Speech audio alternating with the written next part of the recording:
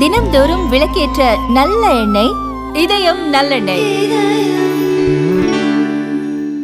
நாட்டையே அதிர வைத்த டெல்லி கார் குண்டுவெடிப்பு வழக்கின் விசாரணை தற்போது மும்பை வரை விரைந்துள்ளது. தேசிய புலனாய்வு முகமை பல்வேறு கோணங்களில் தீவிர விசாரணை நடத்தி வரும் நிலையில் மும்பை போலீசார் மேற்கொண்ட ரகசிய நடவடிக்கையில் 3 சந்தேக நபர்கள் பிடிபட்டனர். இந்த புதிய முன்னேற்றம் வழக்கில் முக்கிய திருப்பமாக கூறப்படுகிறது. 15 பேர் உயிரிழந்த இந்த தாக்குதலில் ஈடுபட்டவர்கள் யார், எந்த இடங்களில் திட்டமிடல் நடந்தது, டாக்டர் வேடத்தில் செயல்பட்ட குழுவின் பின்னணி என்ன என்பது குறித்து NIA பல்வேறு வழிகளில் தகவல்களை திரட்டுகிறது. இந்த சம்பவத்தில் ஈடுபட்டவர்களுக்கு பல மாநிலங்களுடன் தொடர்பு இருக்கலாம் என்ற சந்தேகத்தின் அடிப்படையில் விசாரணை விரிவுபடுத்தப்பட்டுள்ளது. அதன் அடிப்படையில் மும்பையில் 3 பேர் கைது செய்யப்பட்டுள்ளனர்.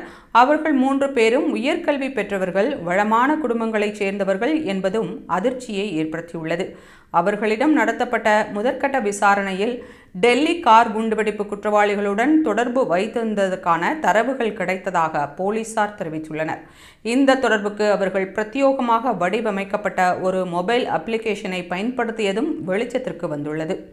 அடுத்த கட்ட விசாரணைக்காக அதிகாரிகள் அவர்களை டெல்லிக்கு அழைத்துச் சென்றுள்ளனர்.